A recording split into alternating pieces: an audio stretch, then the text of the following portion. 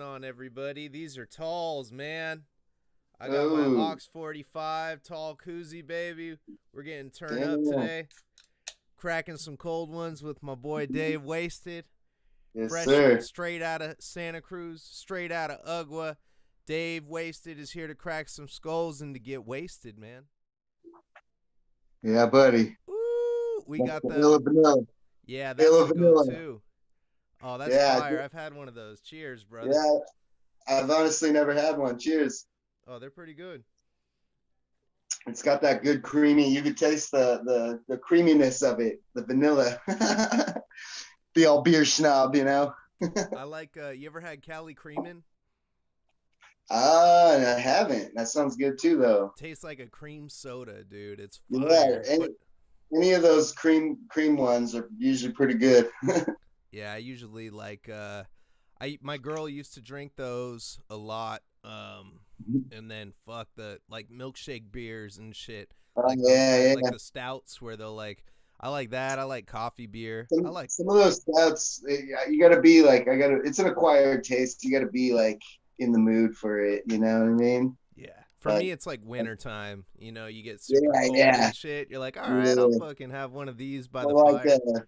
if you're at a giant, like a nighttime Giants game, you go up to the Guinness booth and get a Guinness. It's like that in like St. Patty's Day. The only times I really drink those thick ones like that. But Yeah, my dad used to be the Guinness I'm actually man. already, I'm already almost done with this one. I cracked it like a few minutes before. Here, I got a few others I'm gonna try out today. And we'll show you this one first. What do we got? This is from oh god, come on, get fresh. Santa Cruz Mountain Brewery, the Rail Trail IPA. It's a local company. Santa Cruz represent, 831 all day. What percentage we got in there? Let's see, what are we rocking with this guy? 6.3. The Illa Vanilla is 6.5. I also got the Lagunitas Hazy Wonder. Oh, that's a fire ass one. I love that. Yeah, I'm pretty sure these are a little. Oh, these are 6% too. Yeah, I'm gonna have a nice little buzz after this. Hell yeah. Yeah, I'm gonna knock out a couple talls right now. I'm keeping it simple though. I got the Coors 3 pack. Fucking I just Oh, came back dude. from Vegas, man. Oh man, Vegas. I'm about to be there soon. So shit. Anyways, if for all that don't know, this is Dave fucking Wasted. I saw this guy at Ugwa like I want to say like 2 months ago. Blew my mind when he fucking came out. He was coming out to the punk music. He had the flask on him, and I was just cracking the fuck up. Like, bro, like you remind me of like some like attitude era wrestler. I was like, holy shit. He came out Yeah, and so like you were doing I think it was like a tag team. It was like a 3 tag match. yeah. It was like a scramble something, depending on what show it was. But yeah, yeah. Oh, Yeah, the last one. Yeah, the last one was, yeah, it was like a 6 man, I that think. shit was fun, man. You came out. I Yeah. seen you offering the flask to people. The ref looked at you like, "What the fuck you doing in here?" And I was just dying. I was like, "Dude, this guy's fucking sick." So yeah, Any man. How long you been anytime. how long you been doing it? Oh man, on and off since 2008. Um, I've been around the block a couple times for sure. Fucking yeah. Broke my leg in 2009. Took Oh, some time off. Came back around 2011. Had my first match in about 2012, early 2012. And then I walked away from wrestling for about a couple years, from 2013 to about 2015. Pretty much just went all in on music and touring with my band and shit. And but you know, the itch was always there, and just kind of got back into it through a company called Fist Combat. I was coming through Santa Cruz at the time, and yeah, one thing led to another. Dave Wasted found himself back in the ring. that's fucking But killer. yeah, yeah, good times. Damn, man. So you've always Also, been oh Dave yeah, Wasted? Oh, you also, I got the fresh fucking harvest season, brother. Harvest season. Croptober, baby. Yeah, buddy. That's Probably right. rock some of this. Damn. So you're down in Santa Cruz. You born and raised?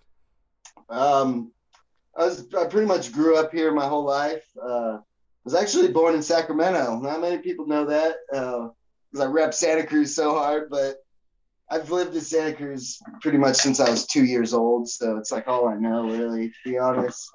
But yeah, little hidden piece of info there. Dave Wasted's from Sacramento. That's crazy. Hailing from Sacramento. Oh, fucking Nah. I mean, I'm from the 831 though. I grew up in Santa Cruz County, so yeah. so yeah, all day. I couldn't tell you fucking where anything is in Sac, man. I'm always lost every time I go out there. I do play out there a lot with the band, and I've been wrestling out there a lot recently.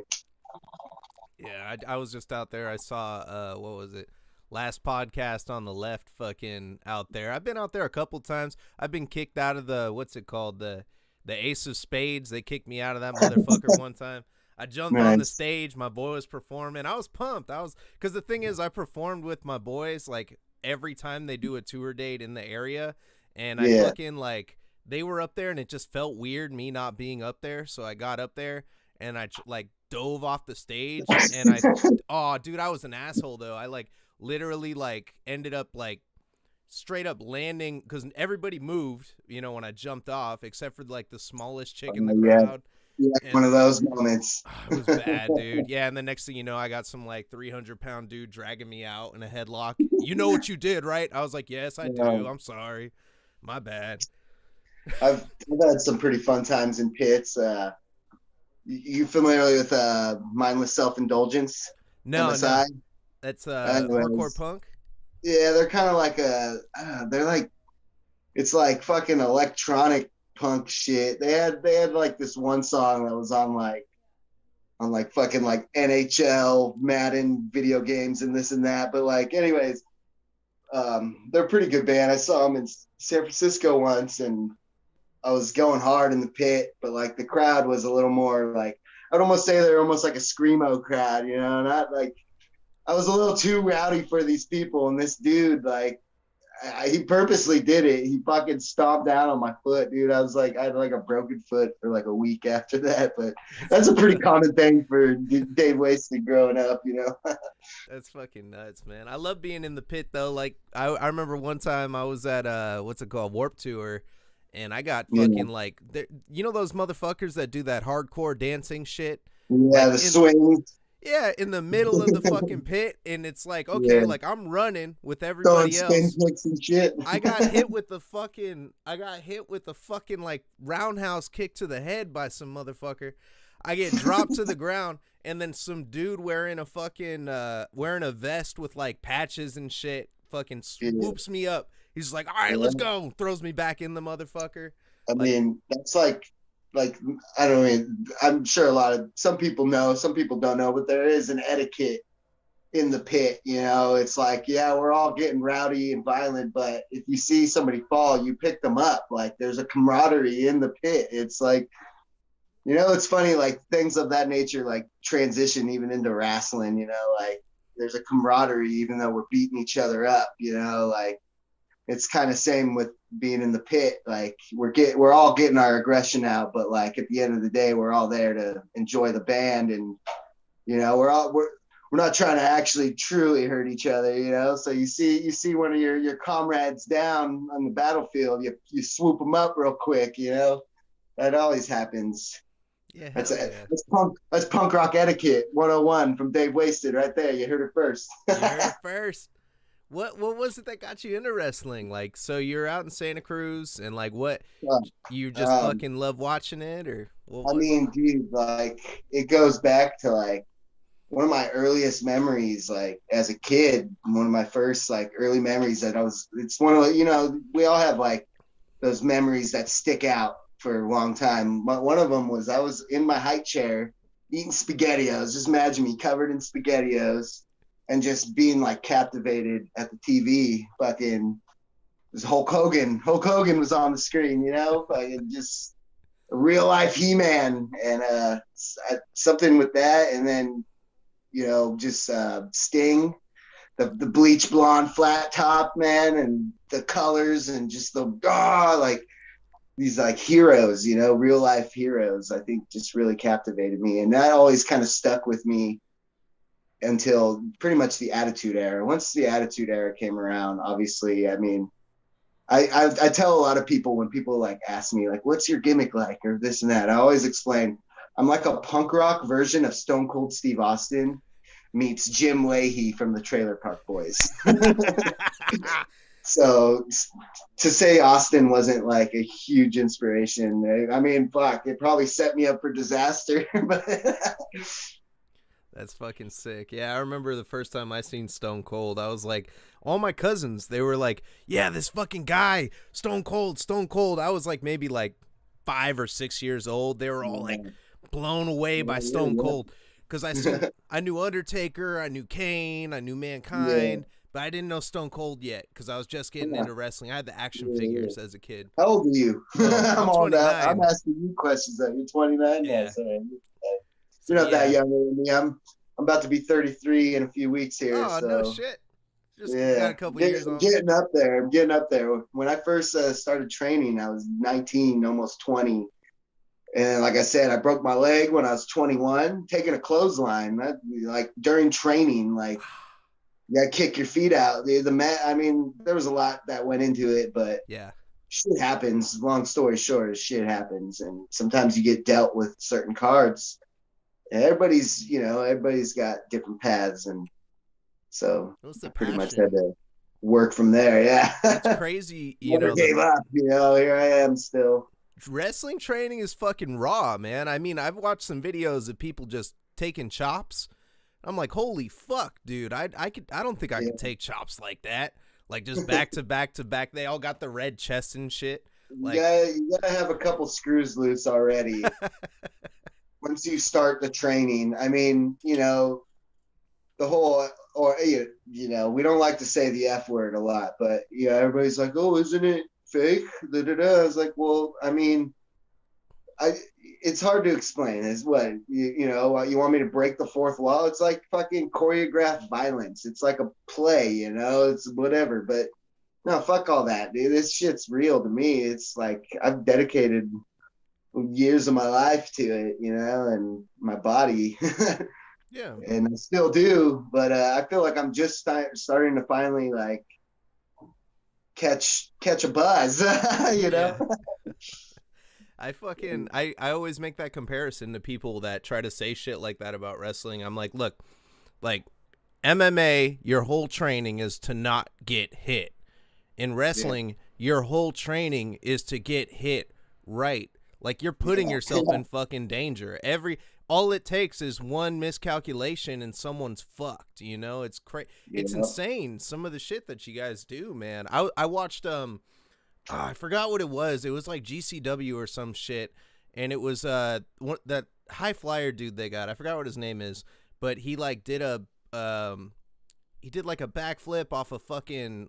Like, it was an outdoor venue. He did a Mm, backflip, tried to land on somebody, and they tried to catch him, and yeah, he missed it because they were all sweaty. He slipped yeah. right through, and there was a fucking chair right behind him that he landed Uh, on. But the thing damn, is, the chair saved him from hitting the ground. So it broke his was, fall. yeah, Yeah, it was like, I holy think shit, just the shit you you guys may have do. seen that. I'm not sure though. I do follow all that shit on Instagram and Yeah. all the social medias and whatnot. Sorry, I'm adjusting. I keep looking at myself. I'm so vain. I have to look at myself. Make sure everybody sees all my cool shit behind me. I'm just kidding. Whoever's watching. No, hell yeah, man. I know. I gotta make it a habit to look at comments halfway through because I always fuck up on these interviews, and then like at the end of the interview, I'll have like 10 comments, and people are like asking questions and shit, and then I'm like, oh fuck, well I'll run through these real quick if those people are still there, Yeah, and yeah, let me, I highly doubt anybody wants to ask Dave Wasted anything. yeah. Which hey, you know what? Thanks for hitting me up. Nobody wants to talk to old Dave Wasted. So Nah, you stuck out, man. I remember because that was my first local wrestling event I've ever been to. yeah, Yeah, I was like, because well, you picked a good one. I was Ugwa, pumped. Ugwa's something else, man. I'll tell you that. Ugwa, aka Underground Wrestling Alliance. Those of you that know, and those of you that don't, fucking check it out. Yeah. Hashtag Hell Ugwa. What to do? Yeah, Hell Ugwa for show. Slash puts on a fucking crazy show, fantastic Yeah. characters and shit. You guys are insane, man. It's how come though every time I see you in the ring, Bronson ends up getting fucked up. you know, he's just in the wrong place at the wrong time. You know? I know. I'm like, He got me one back this last one. He fucking gave me the shattered dreams pretty much twice, asshole. Fuck that. I owe him one. Bronson, if you're listening, I hate you. No, I love damn, you. it's happening, man. I seen what's it called? I seen you and Bronson going at it a while back. I think it was 2019, and you guys were trading staples to the fucking forehead.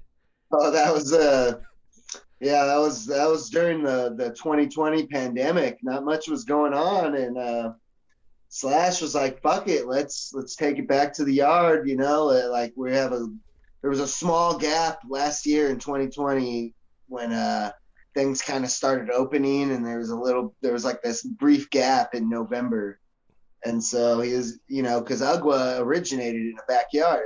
Yeah. It's a backyard company that has become one of the, in my opinion, one of the top companies in fucking NorCal.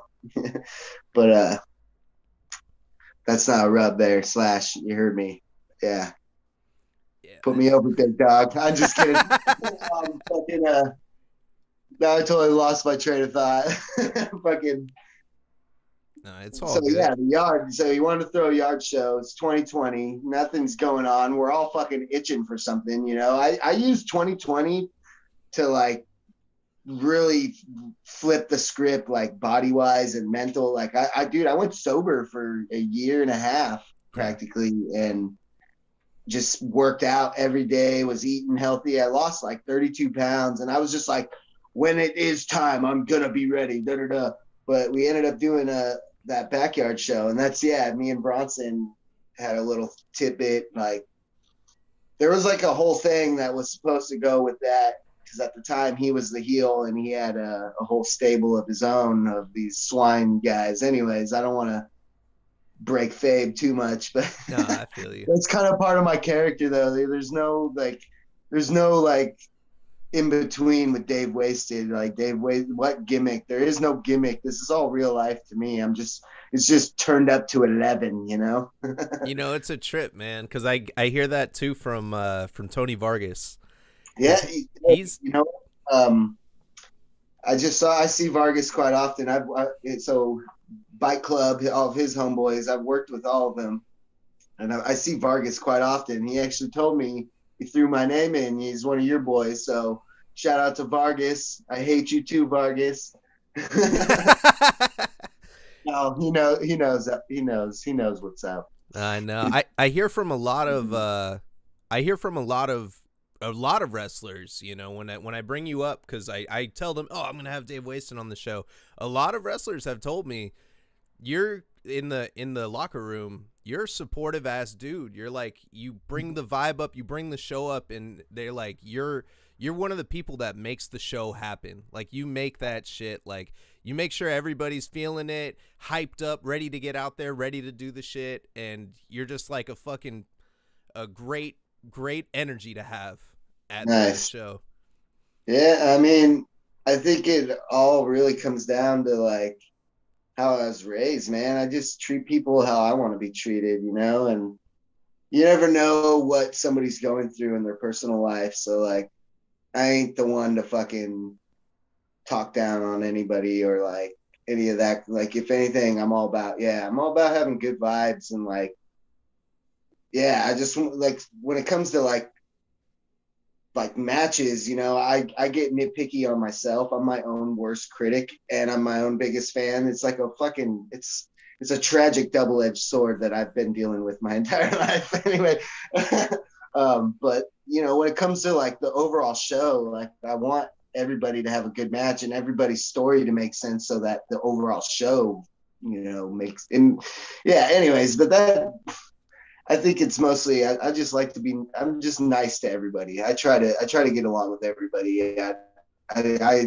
there's a lot of like politics and drama in pro wrestling, just like any kind of sport or the entertainment business in general. You're gonna find that, and obviously that there's a lot of that in wrestling. And I explain it as like weaving through the landmines. I avoid that kind of stuff, and I'm more about like just being genuine. And I respect and appreciate everybody's ability, whether because we're all at different levels and we're all from different walks of life. So like, and we all bring something to the table. So Yeah. yeah, anyways, I could fucking go on stoner, fucking hippie, peace, love, and blah, blah, blah. That's a good philosophy to have, man, and it's lost on a lot of people these days. I mean, in general. Especially recently, like, yeah, recently it feels like it's definitely lost. Like you said, it's a lost thing. And especially, like I said, in wrestling, I feel we need more, we just need to be positive with each other more, and yeah, because we're all working for the general purpose, and that's to entertain the crowd, to entertain the people. I'm an entertainer of the masses overall. Like I've got some athletic ability, I've got some talent on a musicianship and this and that, but overall I'm an entertainer, and it's all about just making sure that people go home with smiles on their faces. Yeah, and I've never left an UGWA event unimpressed, like with what I've seen. I walk away like, oh shit, it's crazy how you guys pulled a fucking show together. I it's mean, fuck. UGWA, like I got lucky when I got on board with UGWA that the train was already taking off, in the sense of like like I said, they're the bar none, they're one of the top companies right now, and Slash makes sure to keep that reputation. If not, he keeps raising the bar. And like there's another reason I gotta keep up, I gotta stay in shape and fucking be on my toes, man. It keeps me on my toes. And I like that though, because like though we're all working together, there is that sense of like competitiveness, yeah, and like because we all want to be the best, but if we can understand that being the best doesn't necessarily mean being the like top guy, sometimes it's a weird thing, yeah. you What does your workout look like? like I said, I could go on. I just start Oh, we're lagging. just We're lagging a start bit. rambling. Yeah, I think we're lagging a little bit. You still there? Oh no, did we cut up? I still get audio, but it looks like the video's frozen. All right, we're good. We're good. Looks like it caught up. There we go. I was gonna say, everybody just let it catch up. Uh, uh. So, what's your workout looking like right now? You're in pretty good shape. Yeah, I'm like, it's all an illusion. I can't give it all up. I do 12-ounce curls on Friday nights. I do 40-ounce curls. Yeah, it's a lot for me. It's honestly, it's 80% diet and 20% working out for me. Like I tell people I do like the lazy man, the bare minimum. I do a lot of calisthenics, like uh, free weight workouts, resistant band training, stuff like that. And the rest, like thank Christ, my lady, my girl, she's in the other room laughing at me.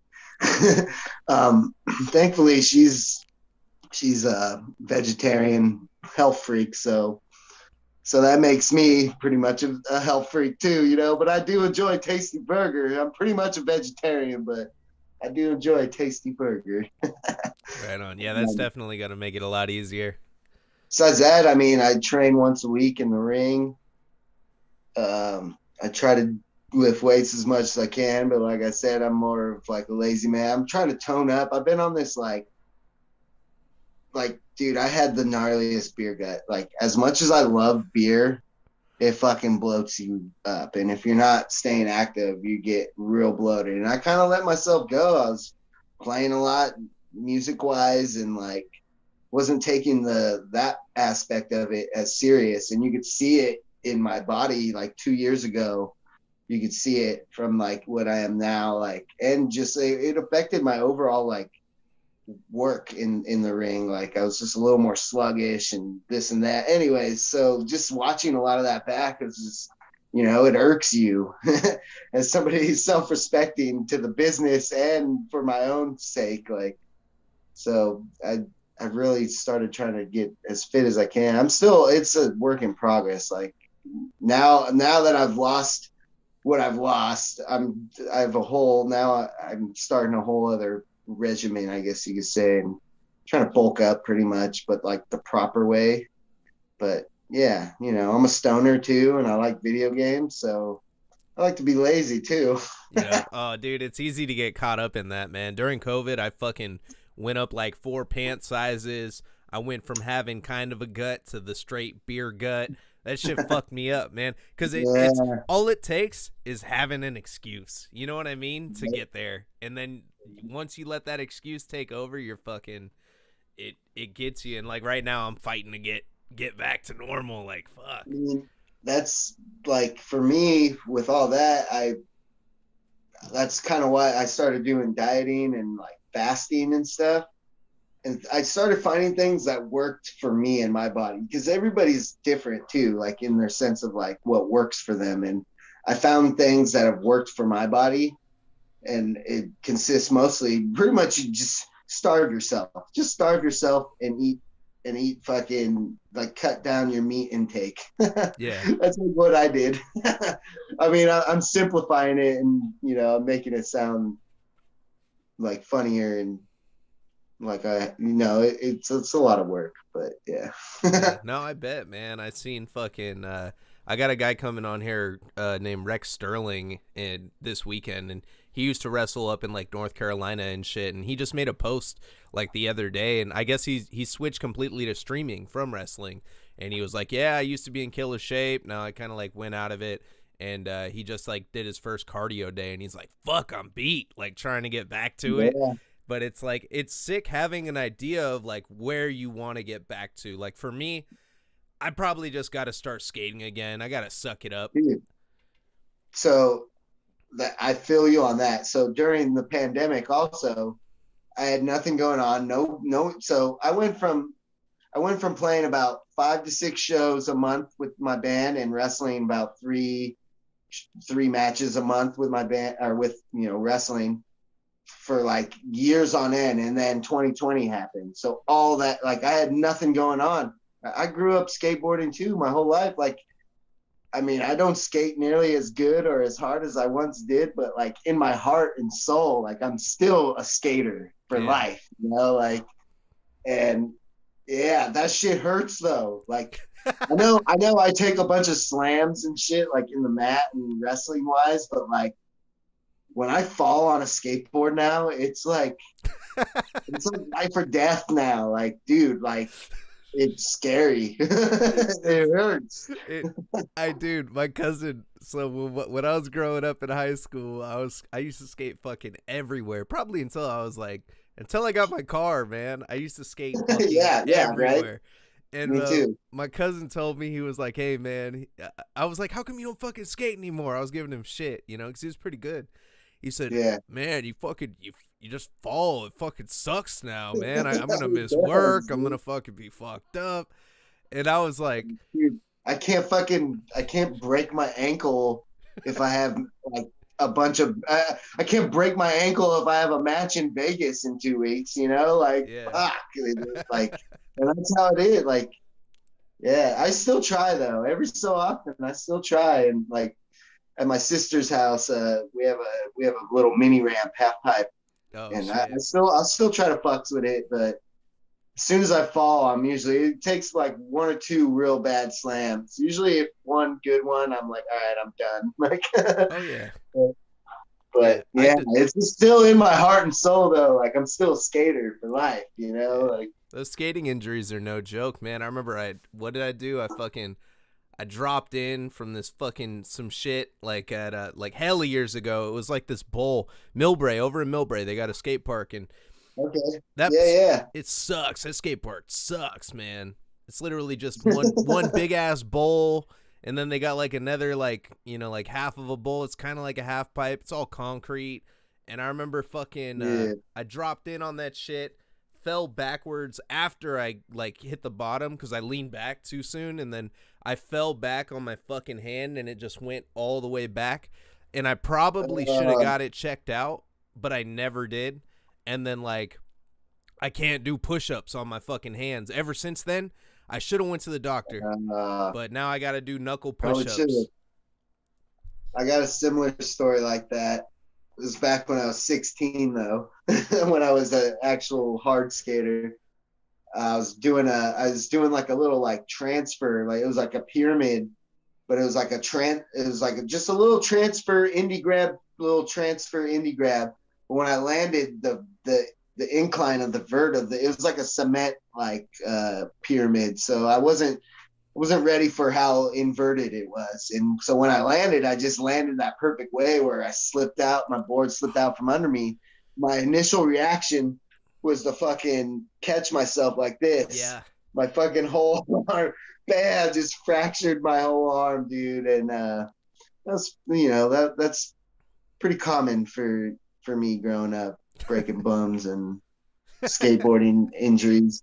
Dude, back when I was like in my prime, I was ollieing off like 6, 7 foot drops doing I did the biggest staircase I did was a 13 stair.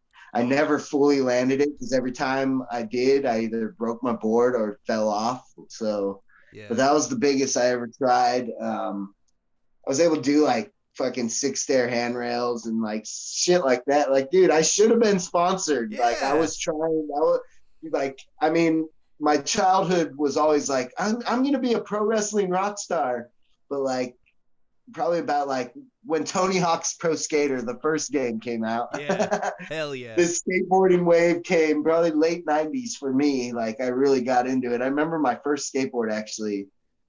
I was probably about like 8 years old. It was a fish, like an old school like fish style like skateboard, but it was a Power Rangers one. That's sick. It's like neon green Power Rangers board.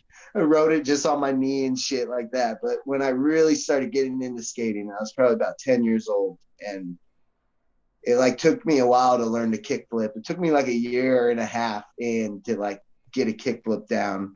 But once I like really started clicking, like, dude, I was like, I always tried to be that guy in my group because everybody had like their skater crew, and I tried to be the one that like I might not have been the best, but I was always the first one to try the gap and Yeah. fall or eat shit. But because of my bravery, everybody else wanted to start trying it. You know what I mean? And Yeah. like I always try to, I guess, I guess it goes back to what you were saying earlier. I just try to lead by example. Yeah.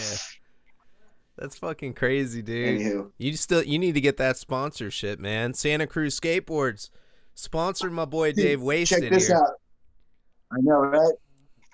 Um, check this one out, actually. So years later, this shout out to Off the Lip Radio, Santa Cruz Boardroom, my band Jake Nielsen's Triple Threat. My band, we got sponsored by it's called Santa Cruz Boardroom, SC Boardroom. You can follow them on Instagram, everything SC Boardroom. It's a skate shop, Yeah, but I've we been got there. sponsored by them as a band. So, like dreams do come true, whether Hell yeah. whether it's like because of my skating skills or because I can slap the bass good. I mean, whatever. Fuck yeah, man. You All got right, dreams do come true. We just got to make them happen, right. you All know? right, so I've dusted my Illa Vanilla, but I was already like 3 drinks done with that. My rail trail Santa Cruz IPA is gone, so now I'm on to the Hazy Wonder. Oh shit, I need to catch up. Hold on, let me knock this I one know, up. sorry, don't mind me. I'm what they call an alcoholic. It's not fun. Call it what you want to call It it. is. Yeah, there you go. DMX. Call it what you want to call it. I'm a fucking alcohol. You know, I mean, when you told me the name of this, death matches and death metal, I was like, well, fuck. I've actually never been in a death match ever. And I do like death metal, but I'm not really like a metalhead. I'm more like this, like, I'm more of like a stoner skater punk rock kid. But more on the like skater punk side. But I do, I love punk rock, but I grew up loving hip hop. I grew up in a little town called Watsonville. It's mainly like, it's a Hispanic dominant town. So like, weirdly enough, my white ass was a minority because everybody else is Mexican, which is cool. But growing up in that, like I love hip hop. Like I grew up like loving fucking obviously Mac Dre. What Hell up, yeah. one for the bay, shit like that. All the '90s classics. Like you name the DMX there. Oh yeah, man. Fucking so Not DMX, not DMX. Exhibit.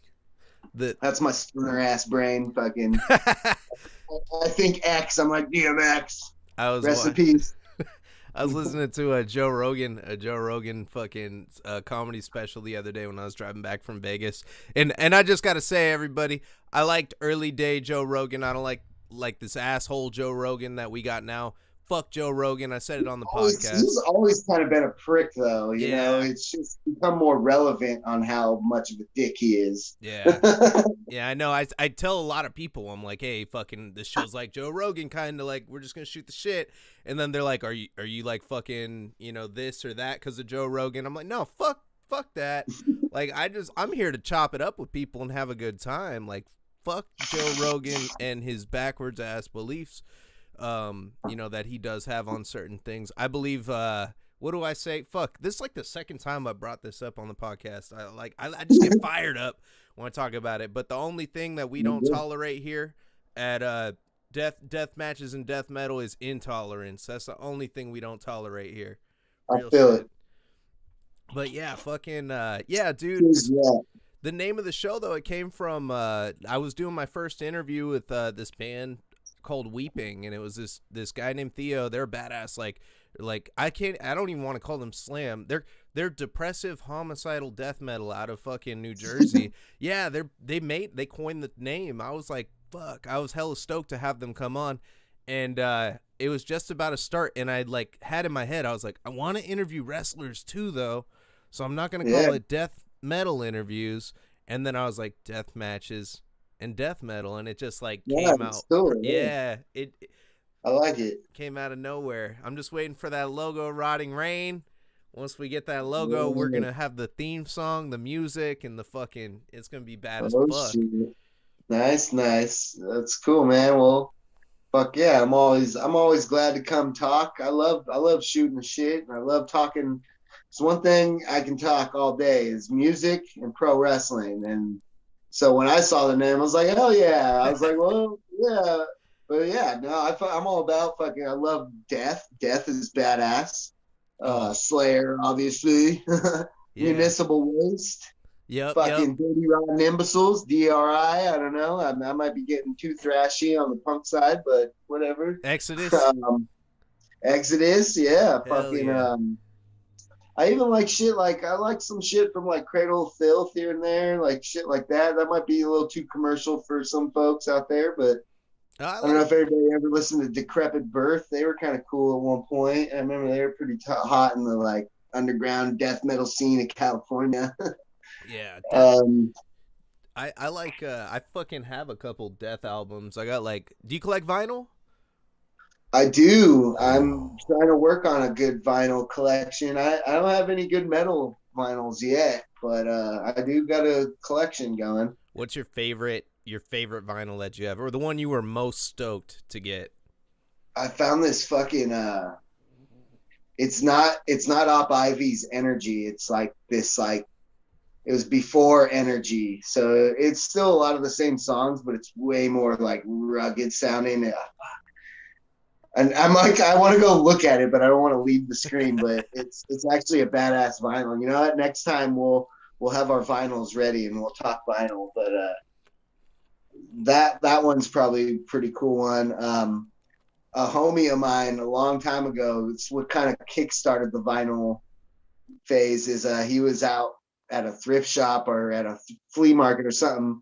He came across like this 1970s WWF record. It's got the Hogan Real American on it and like a bunch of other shit. It's got like Captain Lou Albino singing a song. It's got like all kinds of weird shit on it, but like it's got the fucking, the Hulk Hogan song Real American on it. And so he got that for me for like maybe like a buck or two. It was like like a come up, He's all, hey, I know you love wrestling, so I like did so that Dude. kind of that was one of my first like vinyls, and I kind of just always had it, and I'd sometimes have it on display as like a joke. But even at my mom, hell, you know what? My mom had a record collection and a record player, and so like records were always a thing back when I was younger. Records and fucking tapes. That was Yeah. like what I remembered. And then CDs were like the new thing. Now everything's digital. You just find shit digital now. I just YouTube anything. You find YouTube. Yeah, exactly. Everything. You seen the video for I Am a Real American? The music Oh yeah. video? Oh, Bro. oh yeah. I probably watch it every 4th of July because like, you gotta have it on the 4th of July playlist.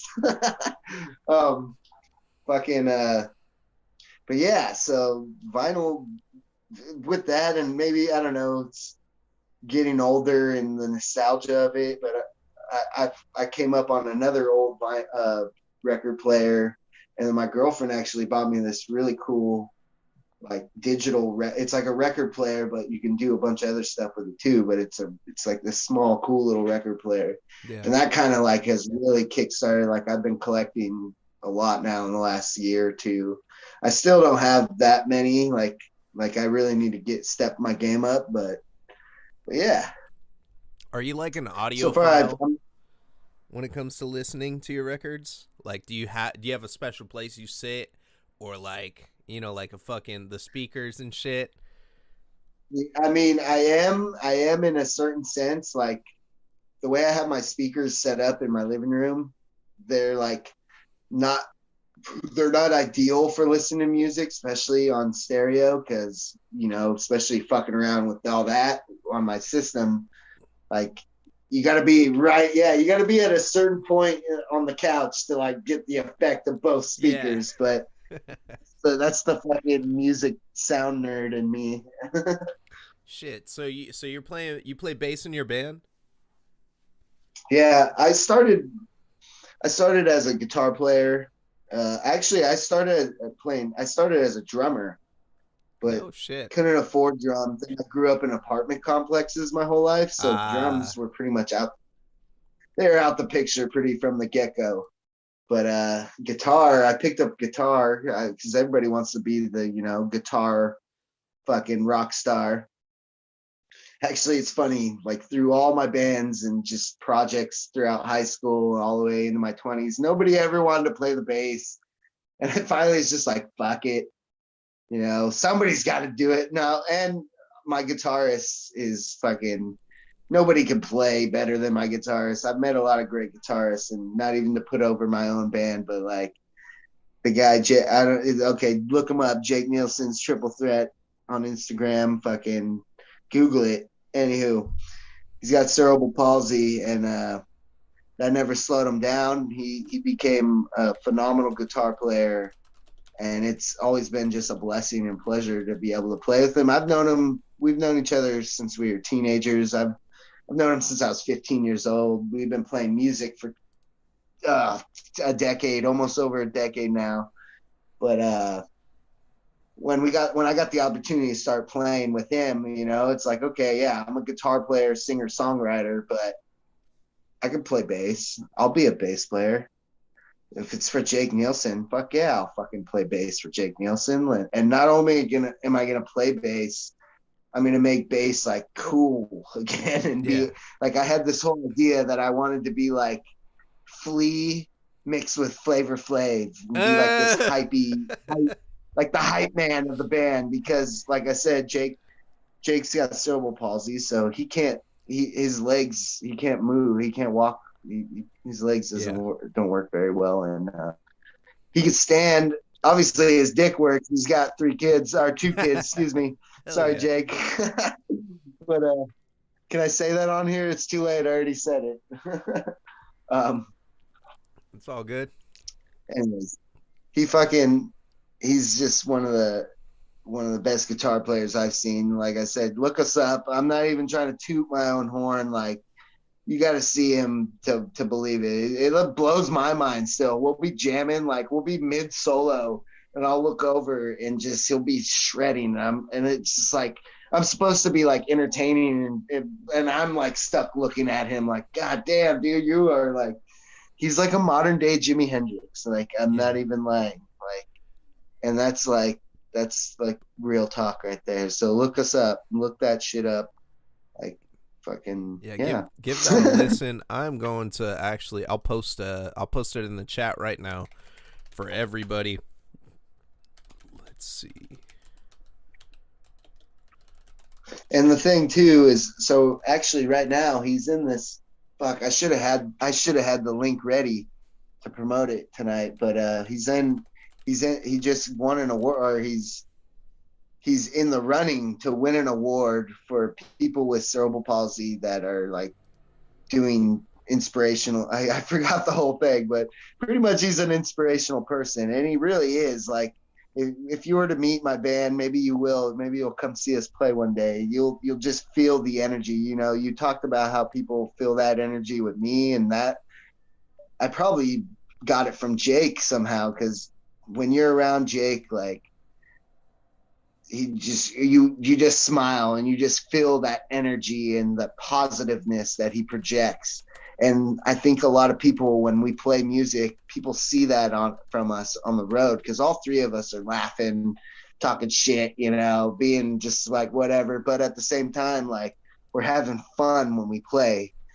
And yeah, Hell yeah. I'm just putting over my own band, tooting my No, fuck, dude. That's why you're here, man. You and know. tooting yeah, I'm putting over my homies, putting over the boys, dude. I love my band. We've traveled all up and down the road, Damn. So you fucking got some tour Oregon, stories, huh? from Oregon to Mexico, all up and down, like all up and down the West Coast, from Oregon to Mexico and back, all over California, Reno, Las Vegas. We're trying to still expand too. We're getting there, but that's a fucking struggle of its own too. It's crazy, the indie wrestling scene and being an independent musician. They're practically like the same thing Yeah. when it comes to paying your dues and working from nothing. How does it feel? So like touring fucking so you tour in your band, you tour wrestling independently.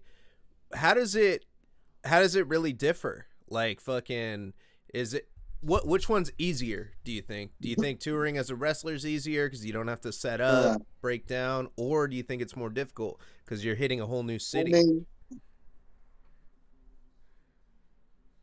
it's in the sense of like with wrestling, unless I have a couple homies come with me, it's usually just me. Yeah, I don't have to worry about setting up or any of that. That usually makes it a lot harder. But in the sense of like, I think playing, like I've considered myself way more comfortable on stage playing music. Like it ain't no thing. It's an everyday thing. Like I got way more swag. With wrestling, I'm having an anxiety attack up until I come out of the curtain. Like as soon as I wake up until I get out of the curtain, like that whole day, I'm usually, and it gets worse and worse up until it's about showtime. It's like, Yeah. I don't know, like there's some things out there. It's like if you don't get nervous, then you don't care anymore, kind of thing. It's like, man, I fucking get like I used to have that when I would play shows. I've been playing music and playing shows since I was 15 years old. You remember that? I was playing Yeah. bars before I was even allowed to go in them, like as a teenager, playing bar shows, like punk rock shows. and then having to leave as soon as I was done, kind of shit like that. But with wrestling, it's like it just never goes. It hasn't gone away yet, anyway. Like, Yeah. and I've been, I haven't been doing this shit for that long, but I've been around. I'd say consistently since 2015. I've been wrestling 3 matches a month since 2015 consistently. Damn. So, I mean, can't. That's a lot of matches up until now. I mean, yeah, we had 2020. I probably only did like 5 matches in 2020, but this year I've been doing a lot and I've been trying to fucking get around. But anywho, fucking yeah, Yeah, good times. it's a trip because when you come out, I'm like, oh fuck, Dave Wasted is here. He's about to fucking turn Yeah, up. I get hella yeah, pumped. I'm like, well, fucking yeah. If I'm drinking, I'm like down in my drink. Like I get mad juiced when you come out, dude. So at the last UGWA, I was actually my girl was in the bathroom and I was standing in the hall, and you went in the bathroom to throw some water on your face right before you came out and shit. I think you went over there, you washed your yeah. hands, threw some water on, That's and right. I was like, wait a minute, and you walked right by, and then you came. I was like, was that? Because I only saw you one time before, so I was like, okay. And then I fucking go over, and you came out. I was like, fuck, that was Dave Wasted. Fuck, I wanted to say something to Dave Wasted, man. Like you're one of the characters that hella stands out. Like when I talk about UGWA, I talk about Dark Sheik, because Dark Sheik is just fucking like I I like Dark Sheik just walks in the ring and it's just like I'm gonna make the crowd do this. I'm gonna make the crowd do that. Tony Vargas comes in there. I'm gonna shock the fuck out of everybody, every show, and then Dave Wasted comes out, and you're here to have a good fucking time, and I'm just dying like the whole time. Like your introduction is just fucking hilarious, and then once everything goes down in the ring, you got the shit to back it up. So I'm like, dude, this guy Dave Wasted, bro. You get like, I tell people about. That's pretty much the big three that I bring up. Of course, the finisher Juicy. I always talk about how Juicy has a beer with someone after he fucking they beat the shit out of Yeah. each other, and like there's so much that goes into the show, But yeah, you're definitely a highlight of it, man, and it's a trip because I don't see Well, any anxiety. You rock it well. You do a good show, I brother. mean, like I said, I've been performing since I was 15. I give a lot of credit to that, like again, like just playing music and being used to having to perform in front of people. Like it's like that, but it's all on me. It's like Dave Wasted, like I'm center stage, and like I'm used to that. And I like, there's a part of me that I'm a bit of a showboat and a narcissist, and I like being the center of attention. You kind of have to when you want to have that, but not okay. And to go with that, not to sound fucking too fucking cocky, but it's a showmanship. It's a charisma that like as I don't care how hard you work on it. It's something you kind of have to be almost born with. Like it's Yeah. like No, I the feel you. I stage feel you. presence is a thing, and like not to fucking say I'm that way, but it's something I've worked towards for a long time. So it can be obtained to a certain level if you work on it. That's to anybody out there trying to fucking step up their stage presence game. Because there's one Yeah. thing that I can do, and that's I can work a crowd. I'm not. I always say I'm not the biggest or best at what I do, but I'll entertain the shit out of you, and that's something I live by, especially when I'm in the ring, because there's a lot of guys out there that can shit on me all day and just fucking, there's a lot of, especially right now, there's so much good talent in NorCal, SoCal. It's all over, man. It's hard to even get out there. Like I'm barely making a fucking splash, in NorCal, Your but brand though, man, is yeah, something that fucking can be built on so much. Like you're fucking Dave I'm Wasted. When I working see on it. you, there is no I'm working doubt on in it. my Trust me, mind. I'm working. Yeah, there's no doubt in my mind when I see you that this guy is Dave fucking Wasted. Like you come out, the music's on, you're doing your shit, you got the flask, there's little shit. Like you're not even when you're not the center focal point of, you know, the Yeah. match, I see you doing shit that is like keeping everything still, you know, it's still entertaining. I'm like, look what he's fucking doing over. He's trying to give that full fucking a hit off the flash. Like, I don't want it. Like, what the fuck? It's great. It's just, Yeah, I mean, it's little shit that adds it's to the show that makes it great. And that's what I it's think, you know, makes the show. yeah, I mean, a lot of it comes natural, but a lot of it is years of studying, you know? Yeah. Years of studying, trust me. Um, yeah, no, I have fun, and I think people see that, and it's like I said, there's the like I said, the term that you enter when you enter a room, can you stop the room? That's like a presence. I've never. I mean, I love that I obtained it and I can do it, and I know that I can do it, and I Yeah. use it. I try to use it to the best of my ability. But like I said, it's like a showman thing. Is like you just like when I come out there and I see the look on everybody's face, and I you interact. It's an interaction too. And the cool thing, what I've gotten the feedback too, it's kind of what you've said, and a lot of people say is like, and it's what I try to be. I'm like the modern day common man, you know, like I come out to the ring and people see me and they're like, I see myself drinking and partying with that guy. Like Yeah. that guy's for real. This guy ain't no like gimmick. This guy ain't no joke. This guy is like the real deal. Like he might go out, he might get his ass kicked, but I'm gonna root for him. You know, I have this whole underdog story behind me too, but that's going into the fabe of the gimmick. You know. Yeah, shit. Let us know, man. What's the story of Dave Wasted? Fucking, I haven't seen it it's, online anywhere. What's the origin story? there's layers beyond layers beyond layers, but people get the general gist of it, so that's good enough. Yeah, I fucking that shit's off the hook, man. Like, I really just I love it. Like, I I see you. I instantly got, you know, what you're coming from, and exactly, you're not fucking putting on hella crazy shit, or like, you know, dressing up all crazy to try and like be Yeah. something hella that you aren't, you know. And Mm. that's respectable, you know, as far as I'm, like what you're doing, like, I'm literally just me, but I turned the amp up to 11. I hell just yeah. turned myself up to 11. I Yeah. mean, there's a lot of preparation and, like I said, prep work, So I prep just work. came back from Vegas. You're about to be in Vegas. How does Dave Wasted Yeah. get down in Vegas? What how do you get down out there? You go out there yearly? How often do you be out there?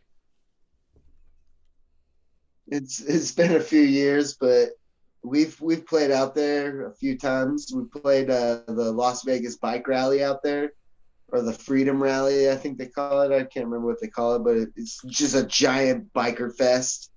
It's pretty cool. We opened up for Uncle Cracker one time. No shit, Uncle Cracker. Yeah, I remember them. They had that song "Follow Me." yeah, because we're like a bluesy reggae band, so we could get away with it. Um, I've never wrestled out there. This will be the first time I've actually wrestled out of state. So it's a big night. Yeah, there's a lot of big things coming into it. It's UGWA's first out of state show that I'm aware of. And it's our first Vegas show. So it's almost like a team, like there's a like a team victory camaraderie going that I feel for it. Hopefully people show up, that's a big thing. Shit. So when I've heard some shit from Sheik about what goes down in the locker room. Does Dave Wasted be partying in the locker room? You be getting rowdy in there, like turning up and shit, like, or on the road with other wrestlers I and shit. mean, I mean, you gotta I gotta get into character, but I try to wait until after I'm done to have any kind of good fun. But Yeah. you know, it's all an illusion. It's like But with that illusion, with my with my illusion comes, you question how much of it is gimmick and how much of it is real. yeah, it's off the hook, man. It's you remember that Scott Hall fucking I God, it's like the third time I brought it up on this fucking show, but I how could I not bring up the Scott Hall when I have Dave Wasted on here? Fucking yeah, Remember the right. angle he Or the did? Jake the Snake. Which one? The Scott Hall angle In where WCW, on where he was an WCW. alcoholic. Yeah, Yeah, yeah. yeah, I remember that.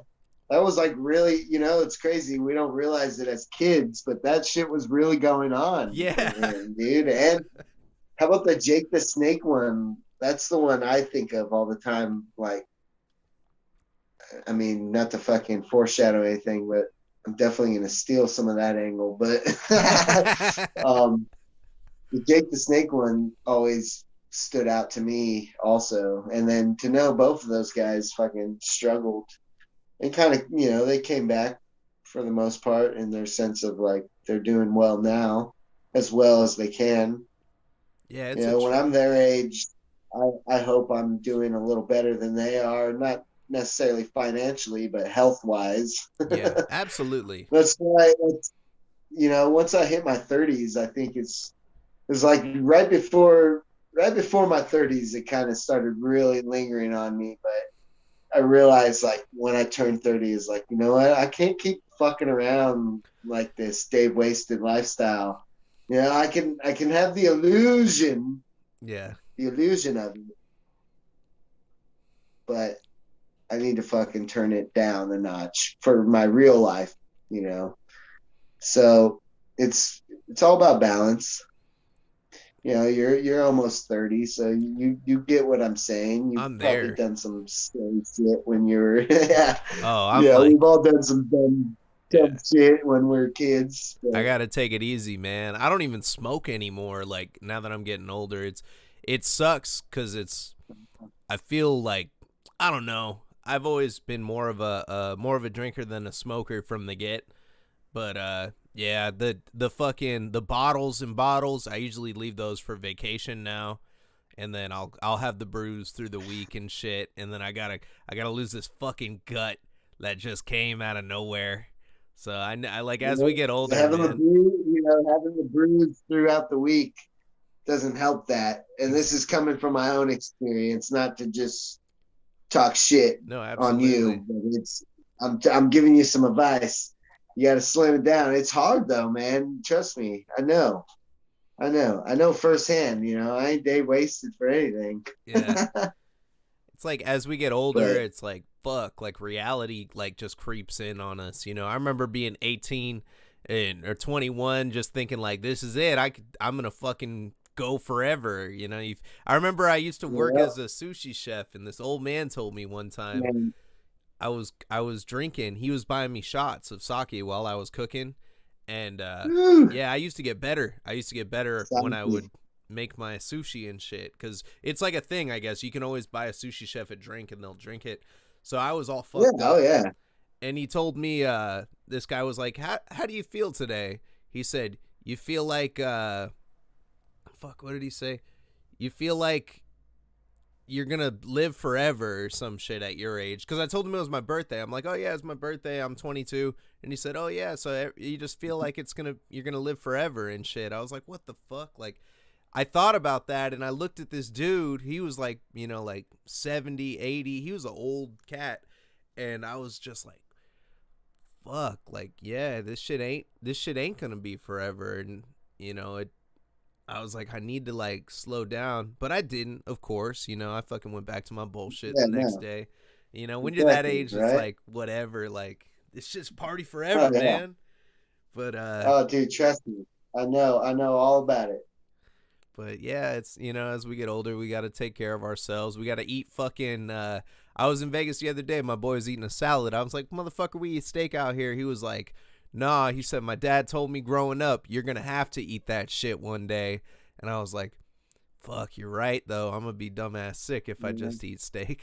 know? I mean, like the way I see it is there's so much times I should have, but if I start doing it now and I'm super thorough with it, I might last a little longer than expected. Yeah, absolutely. I'm hitting the floor now every day. My boy says that in the morning. You got any negative energy? You got any negative vibes? Hit that floor, and then fucking start doing some fucking push ups, start doing whatever you got to do, and Yeah. get on that positive vibration, man. Yeah, it's hard, man. But yeah, depression, I mean, depression doesn't help, depression and going through shit. But like I said, everybody, you never know what somebody's going through. And I think that's why, going back to what we were saying, just being nice. Just be nice. Yeah, Don't be a dick. I mean, how hard is that? That's hard for some people to do, but yeah. just don't be a dick. I know some people wake up pissed off. They like, you know what I mean? It's Right? like, I mean, fuck. there's days I wake up and I'm pissed off too, and I don't want to fucking go to work, but we all gotta get, we all gotta pay bills, We gotta pay the bills some way. Got to keep pushing. Day wasted ain't paying all the bills yet. Like the gimmick that is. Once it does, then that'll be cool. It's gonna happen, man. Same thing with the show too. I'm like, fuck, I need to keep this motherfucker rolling, man. One day, and if not, one day I just want to be a platform for fucking people, man. I want people to see this shit and be like, oh shit, who's that? Oh, all right, and then they jump on it and shit. And in the same vein, I'm gonna Hey, look you at never know. we got some comments right now in this motherfucker. We got Mark Out Media Podcast said it's Dave Wasted, best guy to interview. Uh, Wasted is one of my favorite people. All around good guy. Devil's Night in Vegas is um, about to be a party. I can't wait. oh yeah, that's the boy at Marked Out Media. Shout out to Marked Out Media. They were one of my first official, unofficial sponsors.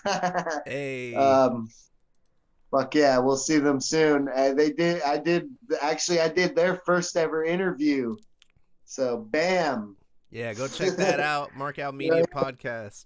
Dave Wasted episode. I don't know if you can find it. It's deep in an archive somewhere, never to be seen again. Fuck, man. That's crazy. So like what what fucking like types of gear do you use on your bass? I usually ask these on the metal interviews, but I'm stoked because I can ask it to you. Do you got like what kind of amp you got, bass you got? What do we got rolling? Ooh, Oh, I got it on me right now. Now that you asked, it's a Fender Jazz Bass Aerodyne series. I usually go the fucking super slinky strings because I'm fucking super slinky. yep. I like the super Really slinky nice too, stuff. nice and loose. Yeah. What am I rocking? I've rocked so many different amps that it's hard to keep track of what I have now. It's whatever works is good for me. If I could plug into it and it works, then that's all I need. I come from a punk rock fucking do it yourself background, so I used to play out of a straight just a PA, like a PA head and a speaker. That was my bass amp for a long time. Yeah, We still use that PA too for our actual PA now, but no shit. again, punk rock, shit. But That's crazy. So yeah, you're not like a big gearhead, like you don't got hella pedals and shit, or nah, dude, we're a three-piece band. We peeled back all the bullshit, yeah, and we just give you fucking rock and roll at its purest. And that's what we do. I tell people when people ask me, "Oh, what's Triple Threat like? What does Jake Nielsen's Triple Threat sound like?" It's like Jimi Hendrix meets Sublime. That's pretty much all I can describe. And not necessarily Sublime like on record. I don't know if you ever listened to like Sublime live. Listen to the album Stand By Your Van. Stand By Your Van will probably change your perspective on who Sublime is, but that's just me putting over a band that I love. No, I gotta check that out for Some people sure. hate on them. My That's fine. People can hate on them. I never really cared because I've always been another type to know how to make fun of yourself, the things you're into. Because not everybody's gonna like what you're into, and everybody's got different tastes. My music, I've always tried to keep my music taste very open because I'm a musician, I'm a songwriter. And so I try to find inspiration from anything I really can. But with that said, I grew up loving Sublime. Sublime's my shit. I mean, fuck, I have them tattooed on my arm. Like, Oh, let me see. Hey, we got the Sublime Sun on the arm. That's lit, dude. Oh, and and there's Jimmy. Jimmy. Uh, that's And lit. then I don't know where the camera is, but Chili Peppers. Oh I shit. got Pennywise. I got Offspring. Oh, that's badass, dude. The Transplants. You ever Ha- listen to the haven't Transplants? haven't heard of the Transplants. The That's fucking fire. Transplants. It's literally Tim Armstrong from Rancid with Travis Barker on the drums, and then they have like guest MCs, but they also have their guy Skinhead Rob, it's like this main singer guy. It's pretty much one of Tim Armstrong's side projects, one of his like hundreds that he has. Yeah, yeah. I fucking love Rancid. Like growing up, I used to skate. So when I would skate, I had like my fucking skating playlist. That was on my iPod. I used to have the little fucking iPod Mini or whatever, and I Yeah. had Oh yeah. what was it? I used to listen to like NoFX, fucking Rancid, fucking Pennywise. Yeah. I What listen to else? all that shit still. Yeah, just like all of that like it I guess you could call it like pop punk, but I also listened to like Pop 80s punk or punk. I always called it like skater punk, you Yeah. know. Well, Offspring's maybe more on the pop side, but like Pennywise and like Bad Religion was kind of like the beginning of all that. But all that stuff like it all like the bands I have tattooed on me were the things, but like everything that I discovered because of these artists is like the cool thing, like Black Flag and Yeah. fucking Minor Threat, Bad Brains, so fucking. Yeah. There's so many other things in between. Like I'm really into like I don't know if you ever listen to Authority Zero or No. Suicide Machines is pretty cool. Streetlight Manifesto. That's all the like ska punky kind of shit, I guess. I'm into a lot of that. I like that stuff. My music taste goes further than that. Obviously, roots reggae shit. Really like blues, hip hop, like I was saying, but like I love like a lot of the mainstream shit, but I also like guys like Immortal Technique or Yeah. Chino XL, shit like that. Brother Lynch, Oh, you gotta yep. get fucking gangsters, Love to the Sacramento shit, brain. but yeah, right, Yep. shit like that. 3 6 Mafia, Doja Click, shit like that. Obviously, I said it earlier, Mac Dre. Yeah. I'll never Um, forget the first time I heard Brother Lynch. My cousin fucking picked me up in his Cadillac, and he had like 215s in the back, and we smoked like a fucking like a whole blunt, and we're hitting that tunnel when you're going across when you're on 80 and you're going from San Francisco to Oakland, the Treasure Island tunnel and shit. And I remember yeah, yeah, we hit yeah. that tunnel and he turns the volume up all the way and there's just smoke in the car. I was like fucking like 17 or 16 at the time. And I remember the bass was shaking the fucking the seat so much, like I was like I Yeah, can't it was like the dopest introduction to those, Brother Lynch. We yeah. listened to the whole Season of the I Sickness mean, album. Oh, yeah, that dude, that Brother Lynch stuff too. The low ends on it are fucking thick. So if you got it on like a good subwoofer, that shit will like vibrate your nutsack. Yeah, I know. I was sitting there. I'm like, how are you driving, man? Like, straight. I was like, I'm fucked up. I'm tripping out. Fucking rest in peace. It's like playing Call Me Agent Double O Yeah, Deuce 4 Block. I was yeah, like, bruh, that was like dope as fuck. Yeah, Bay Area music is just crazy. It's a beautiful place to be in, to be exposed to definitely. all sorts of different like music. Rancid, they're Bay Area guys too. Fucking Yep. Rancid, Operation Ivy. Hell, fucking Green Day was like a Bay Area punk band at one like playing in. They all played at the Gilman in Berkeley, like fucking back in the day. Like you never know. Some good shit has come out of the Bay for sure. Yeah, fucking my old roommate was he was like he was this old cat. He's like, "Oh yeah, you heard of Green Day? My nephew's Billy Joe Armstrong." I was like, "What the fuck?" Like small world. Yeah, I was like, "What the fuck?" Yeah. He was like, "Oh, I seen him at Thanksgiving last year." I was like, That was the last time I seen him, though. yeah, I know. Yeah, it's a He fucking don't come trip. around very often. He don't even come around for family dinners Yep. or holidays. Everybody wants that money Not now. beer, so now I just gotta smoke up. I've always been just like super stoner, you know. I love beer though. I like having a good time, but I just kick back and smoke a lot of weed.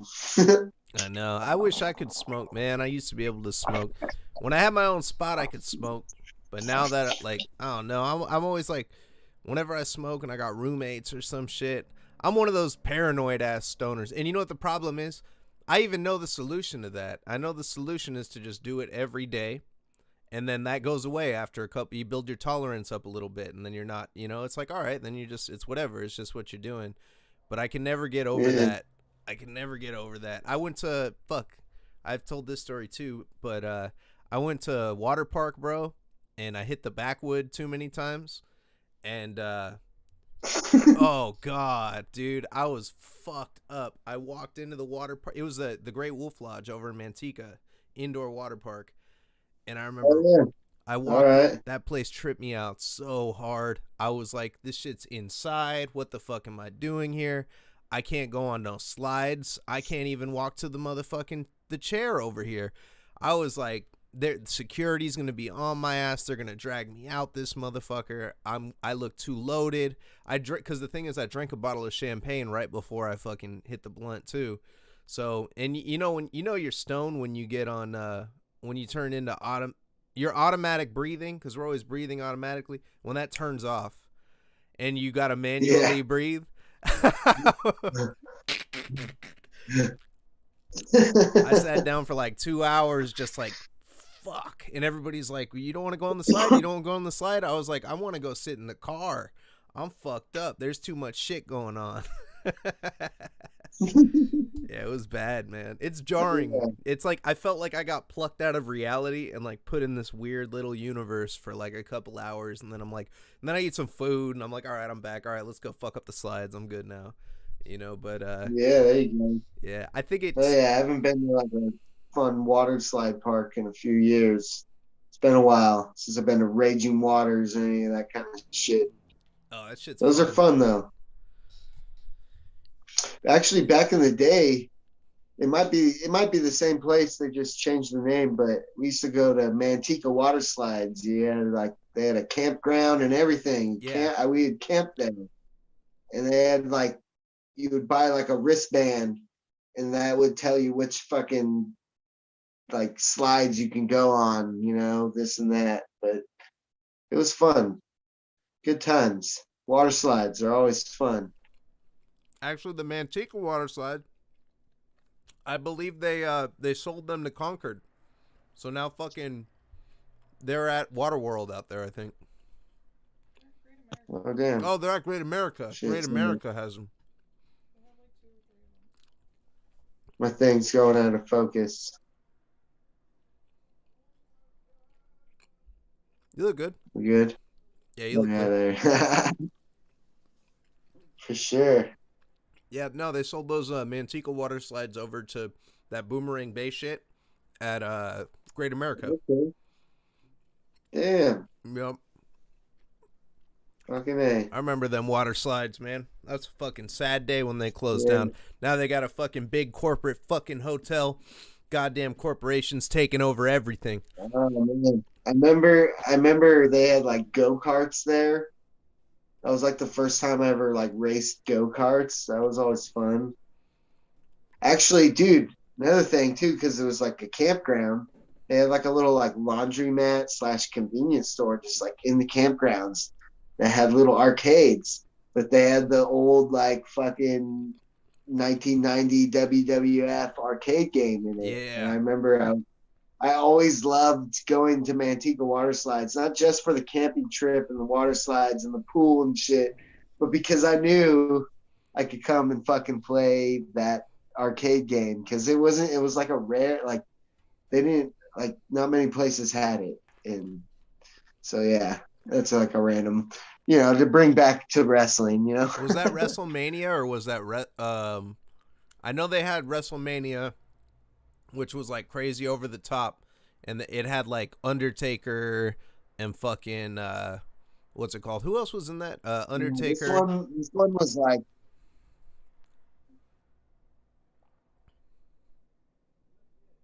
nah.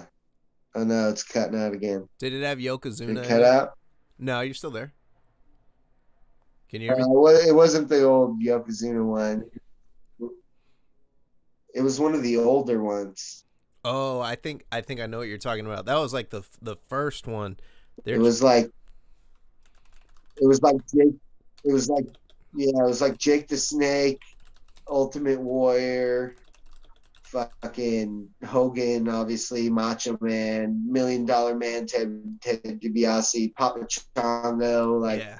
it had like a random cast of people. I think Papa Chongo was in it actually. WrestleMania It was or like that early '90s one. WrestleFest. That's what it was. It might have been it might have been called something, yeah, something like that. It was an old school ass arcade one though. It was cool though. You I know, remember always going to that campsite and they had it there. I used to be the same way with the fucking San Jose flea market. How they had that little arcade that they got in there. They got I think they got some wrestling games up in there too. I think they stripped it out though. They used to have like some old school shit and then they stripped it out and they put in a fucking Royal Rumble, the like 3D one and Hmm. shit. Yeah, no, I haven't played any like newer style ones. Obviously, like on Xbox, I have, but Yeah. I haven't seen many like newer arcade games for WWF or WWE, I should say.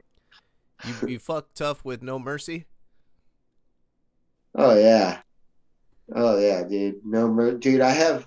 I'm so nerdy. I have fucking characters from No Mercy that went into like PlayStation 2, like SmackDown versus Raw, and then all the way like I have some characters that are still in the game I have now. Fucking two. I've got 2K19. That was the newest one I had.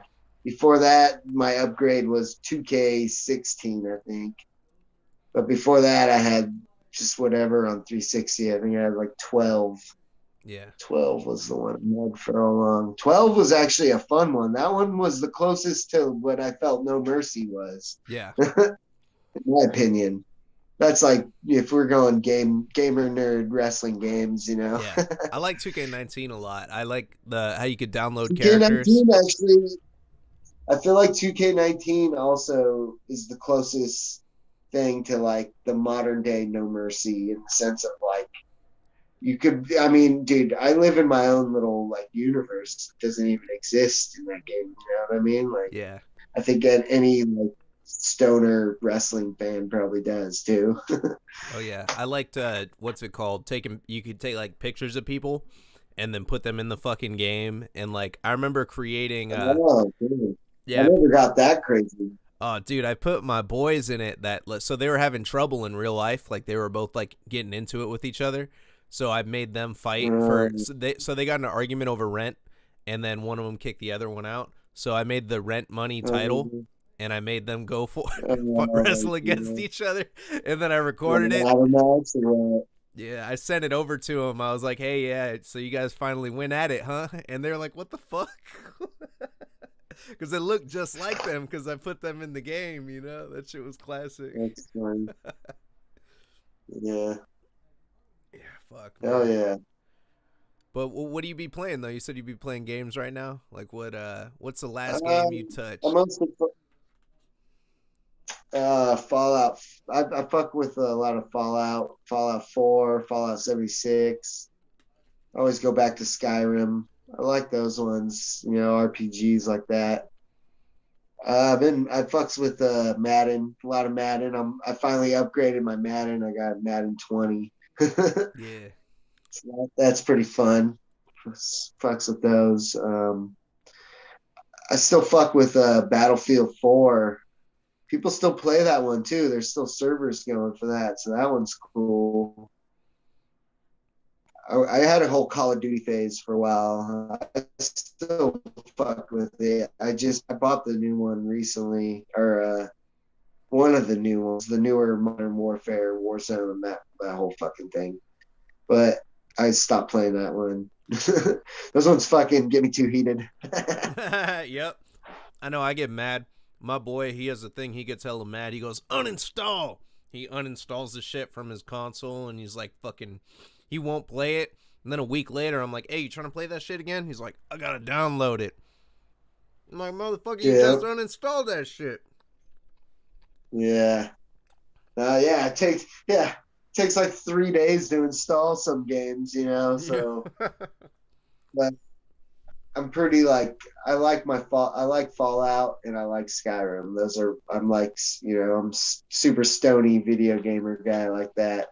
You just And if get it's not lost. that, I'll fuck with Madden, like I said, or I got my 2K, my WWE 2Ks. I got my whole universe.